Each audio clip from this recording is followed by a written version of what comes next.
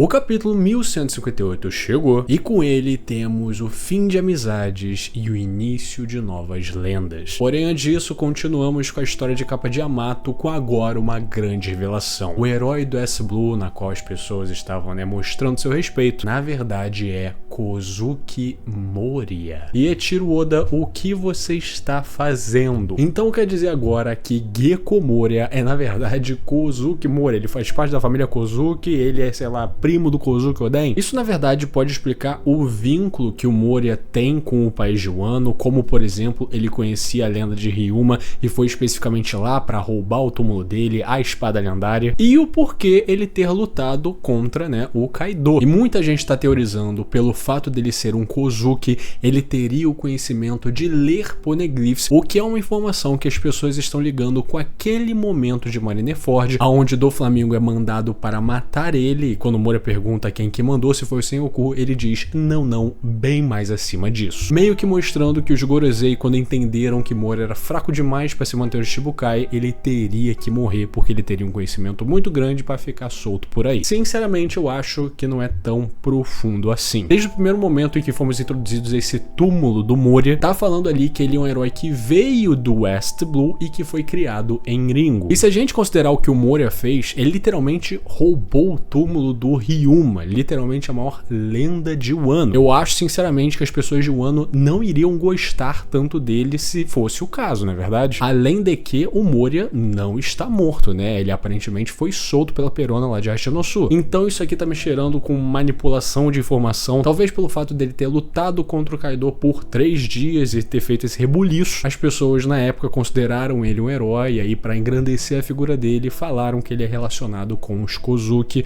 mas não dá pra saber se é verdade ou não. Sem mais delongas, bora pra análise. Começamos o capítulo vendo o Oro Jackson e os piratas Roger e o próprio Capitão Roger meio puto olhando pro mar. Isso tudo é ainda por causa de Shakuyaku e o fato dele estar longe da lista de prioridades dela. Porém, nisso tudo a gente vê Gaban puxando o Rayleigh de lado e falando que ele teve uma conversinha com o capitão um tempinho antes, dizendo que essa conversa que colocou ele pra baixo. Então vemos o momento que o Rayleigh conversa com o Roger e fala que o momento que eles batalharam contra os piratas Kuja, ele e Roger perceberam que Shakuyaku tava meio doente. Então o Rayleigh mostra um bilhete que parece um Vivere Card escrito por Shakuyaku falando venha me encontrar, mostrando que ela sofre da doença do amor pelo Rayleigh e por isso que ela parecia doente. Então Roger briga com ele porque parece que ele nem se importa com isso e o Rayleigh fala chefe, eu só quero ficar livre, só quero ficar na minha, eu sou Sigma, camarada. E esse comportamento do Rayleigh é interessante porque é literalmente a mesma coisa que Shaq falou, eu não quero ser presa a ninguém, eu quero ser livre, e o Rayleigh compartilha do mesmo sentimento. Porém, de qualquer maneira, Roger dá a volta por cima e fala que no fim do dia, saquear é o que faz um pirata. A gente não para até roubar o que quer. Então eles partem felizes e determinados para Hashinosu, para o famoso bar da Shakuyaku. Enquanto isso, vamos para a Terra Sagrada, onde a gente vê São Fingerland Garden se reportando ao Gorosei, falando que ele visitou um país não afiliado ao governo mundial, ficou um tempinho lá e tentou fazer com que eles fossem aliados do governo. Porém, ele diz que além de todas as riquezas que aquele lugar apresenta, existe algo verdadeiramente incrível, uma descoberta bem além de tudo que eu esperava. Então, com um olhar determinado, ele diz que Sua Excelência ficará satisfeito. Recomendo fortemente que o próximo torneio daqui a 2 anos seja realizado em God Valley. Agora a gente tendo a informação que foi por causa de Garlin, que a caçada lendária que precedeu o incidente de God Valley foi tudo uma ideia desse cara. E temos mais algumas coisas interessantes que talvez mostrem o sadismo do Garlin, Ele disse que ficou um bom tempo em God Valley e tentou conversar com eles e tudo mais, e quando a gente vai pra God Valley na caçada, no flashback do Kuma, a gente vê esse cara literalmente matando o rei como se não fosse nada, como se ele nunca tivesse visto esse cara antes. E é um pouco ambíguo aqui se o Garlin foi até God Valley disfarçado, se ele foi como uma espécie de espião do governo, ou foi todo paramentado de cavaleiro sagrado. Considerando o quão arrogantes e nobres eles são, eu acho que ele não se disfarçaria, o que faz com que isso tudo seja bem mais perturbador. Porém, a coisa mais interessante que ele fala aqui é sobre uma tal descoberta que agradaria até e Mu, ou o Gorosei, mas a gente já vai chegar lá. Pulamos então para Hashinosu, onde está o singelo bar da Shakuyaku com uma fila imensa. E quando vamos para dentro desse bar, vemos ela atendendo piratas da região e meio que tendo o pior atendimento possível. Afinal, eles comem na mão dela, se ela servir cocô para eles comerem, eles comem. Então ela fala com Rox, percebendo que ele tá bastante feliz, e diz que os sentimentos que ele tá sentindo não estão sendo direcionados a ela. Charlotte Linlin então explana o seu capitão para geral, falando que ele tá felizinho porque ele tem uma mulher e um filho também. E esse filho nós sabemos que é ninguém mais ninguém menos do que Marshall D. Teach. E guardem bem essa informação. Logo depois disso, vemos os piratas Roger entrando em peso nesse bar, no bar da Shakuyaku, não se preocupando desse ser um território do Rox. Então vemos os dois piratas mais fortes dos mares se estranhando enquanto Rox fala que esse território é dele e Roger diz que Shaq proíbe qualquer luta no estabelecimento dela, então fica quieto aí, camarada. Muito interessante, né, ver esse conflito de personalidades que definem eras, né, e eles sendo representados dessa maneira meio infantil, que nem garotos e tal. E quando Rox pergunta sobre a fila, dizendo que ele furou, Roger diz que não tinha fila nenhuma, e a gente vê que eles simplesmente derrotaram a fila inteira do bar. E lembrando, isso aqui é uma ilha de piratas, tem gente forte pra cacete, e eles simplesmente fizeram isso. Então o Shaq vai até o Roger e pergunta aonde que está o Radith, e Roger diz que ele ficou no barco. Ele realmente não quer caçar amor com a mulher mais linda do mundo, e não tem jeito, tem que respeitar. E no fim, Roger é mais uma vez alvo de Gloriosa, que derrama seu amor nele e ele tá pouco se fudendo. Então vemos que Shaq fica bem triste com a informação que o Radith simplesmente não foi pro bar, não quis ver ela, não quis explorar esse amor, e depois que os piratas Roger partem de Hashinosu, a gente vê que ela sucumbe à febre dentro de seu próprio bar. E então, com a gente vendo a gloriosa Hashinosu em perspectiva, nós entendemos que pelas regras Shakuyaku, desde que você tenha vindo a esta ilha para o bar, qualquer luta está proibida. Então mesmo quando piratas poderosos se cruzavam aqui, nunca virava um conflito real. Porém, no mar, as tensões estavam sempre à flor da pele, prestes a explodir. E com esse texto, vamos para o submundo de Elbaf, com Rox lutando contra Harold, enquanto Loki e Hyrudin testemunham tudo isso. E nesse momento, Rox fala para Harold que o governo manipulou ele, revelando que essa luta não é simplesmente uma luta amistosa, e sim o Harold obedecendo às ordens do governo e tentando matar Rox de Shebeck. E enquanto Rox oprime Harold, ele diz que essa é a resposta deles. Eles só veem vocês como gigantes com poder militar. Eles vão te escravizar e te transformar em meros soldados. E pergunta pra ele aonde está o orgulho do guerreiro, o orgulho do gigante. E Harold diz que o passado violento dos gigantes são as correntes que impedem que Elbaf alcance a paz, enquanto ele se lembra de visitar os territórios próximos a Elbaf, né, onde ele tem aliança, e eles reconhecendo que Harold tem as melhores intenções, mas infelizmente eles são uma terra que sofreram muito com os gigantes, e esse tipo de preconceito simplesmente não desaparece. Então Harold fala para Rox que não importa o quão tolos sejam os dragões celestiais, no fim do dia, eles que detêm a autoridade para fazer com que Elbaf entre no governo. Com Rox ficando realmente ofendido com essa fala, ele não gosta de ter que ouvir isso. Então ele dá um gigantesco ataque no rei gigante, falando que ele é um covarde sem espírito. E então Rox grita para Harold que as negociações acabaram, eu nunca mais vou te chamar. E Harold fala que ele é um rei, ele tem responsabilidades. Você acha que eu apostaria a vida do meu povo na guerra perdida de um desgraçado como você? E essa discussão marca o fim dessa improvável amizade, dizendo que eles só se reencontrariam no dia daquele incidente, provavelmente se referindo ao God Valley. Eu achei essa luta de Rox e Harold muito maneira, porque o Oda não tá preocupado aqui em colocar golpes nomeados e mostrar o quão fortes esses dois são, mas sim mostrar que as palavras que eles trocam, esses são os verdadeiros golpes que os machucam. É um conflito muito mais do que físico, é um conflito de ideais, ideias e filosofias próprias, baseadas no empirismo dos dois, né, na experiência própria dos dois. Rox de Shebeck é a anarquia pura, ele é o caos completo. Ele é alguém que não vê problema nenhum em invadir um reverie, sequestrar reis, matar um almirante, ir até onde está Imu e ameaçá-lo, ao mesmo tempo ter uma tripulação repleta de cachorros loucos, extremamente poderosa e que não tem um mínimo de lealdade entre si, porque ele quer é poder e não, né, organização. Então para ele, Harold se aliar ao governo é um desperdício, porque parece que ele tem informação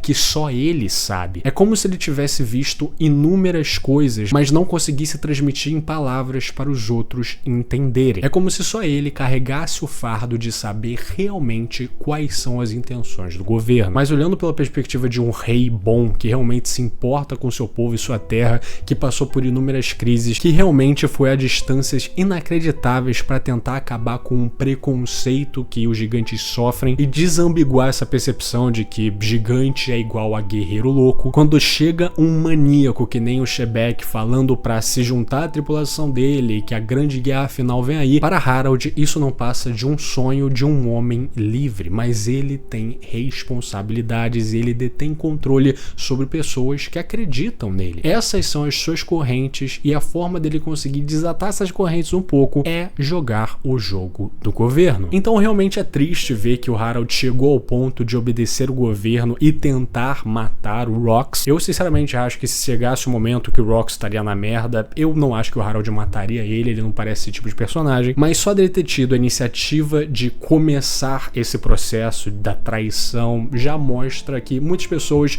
não vão mais gostar do Harold, sendo que eu realmente consigo entender ele. O Harold não sabe tudo que a gente sabe, tudo que a gente viu o Rox fazer e o quão forte ele é. E no fim do dia, para Harold, o interesse de Elbaf estará acima de um cara que só quer levar ele pro mar. Então eu realmente achei a relação dos dois, por todo esse flashback, algo muito interessante que conseguiu ser muito mais profundo nesse final. E o fato deles talvez terem se reencontrado em um certo dia, a gente pode teorizar, como eu falei, que seria God Valley, que muita gente considera que é o lugar onde o Rox morreu ou desapareceu. Porém, pode ser também o dia que Harold morreu, que é o mesmo dia onde a Akuma no Mi lendária de Elbaf foi roubada por uma figura misteriosa. Fruta essa que fazia parte do plano do Rox. Então será que o Rox de Shebeck ainda está vivo e ainda está colocando seu plano em curso? Ou talvez ele realmente morreu em God Valley, sendo que ele foi ressuscitado ou colocado no domínio de Imu e agora estaria trabalhando para ele como uma espécie de soldado invernal? Eu não sei o que pensar, mas para mim essas peças incongruentes do quebra-cabeça estão começando a se encaixar. E no fim de tudo, vemos Loki no submundo perto do Bar da Ida reagindo a mais uma manchete de Rox de Shebeck, provavelmente bastante tempo depois da sua última visita, percebendo que talvez seu ídolo nunca voltará. Porém, de repente, vamos para God Valley, há 39 anos, um ano antes do grande incidente de God Valley, e vemos uma mulher ruiva com um carrinho de bebê, com todos os cidadãos de God Valley que vão morrer daqui a um ano reagindo aos seus preciosos bebezinhos. E quando vemos esses dois, ela revela que seus nomes são Shanks e Shamrock.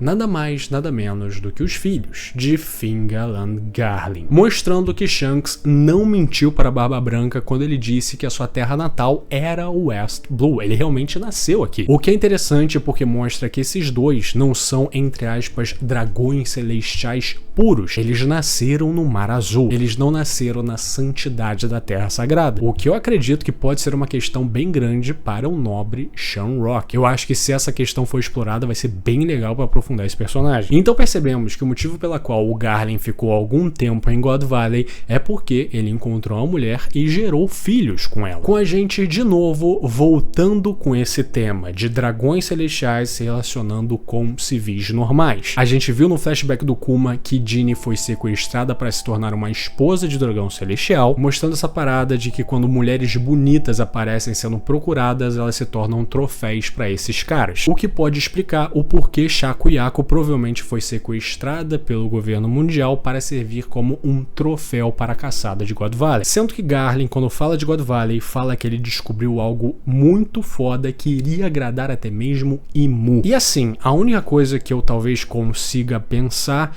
é que provavelmente em God Valley é o esconderijo da mulher e do filho de Rox de Shebeck. Talvez Garling, em sua passagem, descobriu isso, descobrindo assim uma forma direta direta de afetar Shebek. Porque se ele já tinha encontrado uma mulher na qual ele tinha se apaixonado e esquecido da Shaki, não faz mais sentido de que ele moveu as montanhas para salvar Shakuyaku de God Valley. Ela pode ser uma boa amiga, mas eu não acho que ele iria tão longe para isso. E considerando que na época Shebek era a única pessoa viva que viu Imu-sama na sua frente, essa entidade quer afetar ele o máximo possível, com a gente tendo a referência do que aconteceu, entre aspas, com o Sabo, com o Imu literalmente apagando um reino afiliado ao governo mundial só para tentar pegar um cara que testemunhou ele, ou ela. O problema dessa teoria é que o ataque dos piratas a God Valley foi algo inesperado para todo mundo. Afinal, quem vazou as informações foi a Jeanne. Foi literalmente uma escrava que fugiu do controle do governo mundial e tudo mais. Então, teoricamente, era para essa caçada acontecer sem problema algum e por causa da Jeanne virou o incidente que virou. O que nos leva para a segunda teoria, que a mulher que se relacionou com Garlin seria um bom receptáculo, talvez, para Imu. A gente tá falando isso há muito tempo, de que essa entidade pula de corpo em corpo para se preservar e tudo mais, com a gente falando da Nefertari Lily sendo, né, uma dessas cascas, e que talvez Garlin teria encontrado, né, uma mulher compatível com isso e de maneira sorrateira fez filhos nela para talvez ter uma ligação com Imu quando isso aconteceu, um bagulho mais esotérico, bizarro, enfim. E de novo, cara, isso mostra o quão filha da puta o Garlin é. Ele não só falou para ter uma caçada no território que nasceram seus dois filhos, como também o território na qual ele teve a relação com a mulher que gerou seus dois filhos. É realmente uma completa apatia e indiferença com qualquer um que não tenha sangue nobre, e já que os filhos dele têm, ele vai pegar os dois e levar pra Terra Sagrada, que no caso não deu muito certo porque Shanks foi parar no barco do Roger. Porém, eu gosto de acreditar que essa descoberta de Garlin teria algo a ver com Teach ou algo relacionado ao Rox, porque uma das coisas mais importantes que ainda não foi explicado nesse flashback é o que Rox era antes de começar sua jornada. Como ele sabia sobre Mu, como ele tem tanta força, aonde ele estava por todo esse tempo. Mais um capítulo do flashback para a conta. Cara, que flashback maravilhoso, né? Eu acho que todo mundo concorda com isso. Sendo que esse capítulo aqui comparativamente foi mais curto que o normal e eu acho que ele serviu como uma grande preparação para o que está por vir. Eu acho que o próximo capítulo é, enfim, uma nova perspectiva ao incidente de God Valley. Talvez a gente vai ver o Teach com seus 2 anos de idade, os gêmeos, e as coisas vão ficar cada vez mais sinceras a partir daqui. E eu tô muito empolgado para ver talvez a versão definitiva do que realmente aconteceu nesse incidente que envolve tantas personalidades e que ainda é tão nebuloso na nossa mente, né? Muitas versões, muita manipulação, mas agora talvez a gente veja como de fato aconteceu. A saga final mostra mais uma vez que não tem esse nome à toa e agora estamos mais perto de entender inúmeros mistérios que estão sem resposta há muito tempo. Se você chegou até aqui, meu muito obrigado. Lembre-se sempre, curta, comenta, compartilhe e se inscreva no canal. Isso me ajuda demais. Se tiver pelo seu lado, dê uma repada para ajudar o guri. Um agradecimento especial para o Alisson Rodrigues, Guaxinim Gamer, Buruburu, O Gugas, a Rosca dele, Vanilson Silva, Retroblade, Bigode Orei, Maria, Gustavo Onda, Matheus Santos, João Pedro, João Oben, Pedro Juqueira, Pedro Corredor PL, Rafa, Gabriel Franco, João Vitor, Volknar, Yukaka Yamaguchi, Codê Baixinhos, Renan Correia, Tico Mia, Ria Benedito, Iburo, Indialogável, Togers, Fábio Luiz, Victor Moser, Gian, Gustin Guelk, Gabriel Zardo, Frosty, Chimboca Xota, Saque, Giovanni Vaz, Guilherme Cruz, Jonas Fagundes, Madruga Bi, Matheus Sarraf, Feceu, Saulo Rodrigues, Matheus Siqueiro, Guilherme Xavier, I Love Blondes, Quebra-Cabeças, Project Tawat, Monalite, Goiaba 2202, Hipnos 11, Jardim Jesus e as Árvores Somos Nós, Devens, Vinho de Folhas Amargas, Killer, É Verdade, Pedro Rodrigues, Vitória Souza, Toxic, John Vector, Davi Martins e Salom Entrou o Sabonete de Buraco do Peru, Worth, Gabriel Rachadel, O Fluminense, Meu Nome é Jorge, Esther Drovande, Manjobão, Catraca, Makoto Fandante, Branco Júnior, Richard K, Pesodilo 515, Teus 7, Paulo Vitor, Rafael Ribeiro, Yalin Rabei, Gabriel Fraga, Philips Morgan, Fiat Paul Todo Fudido, Lucas J. Dantas, Iride, Ierrude, Pai de Dois Gatos Smoke, Dimitri Alves, Abílio Rua, Gabriel Rodrigues, Kaique Alexandre, Jackson D, Ângela Cavalcante, Igor Pereira, Maurício Vieira, Sugiro Kimemami, Yuri Fukuda e Woffen. Esses são os membros do canal, muitíssimo obrigado pelo seu apoio, vocês são fodas demais. E se você quiser ser que nem esses paladinos do Inferno de Dante, considere ser um membro também. É uma coquinha, uma cervejinha que você deixa de beber no mês, então assim, se tiver sua carteira, por favor, considere. Tchau, tchau!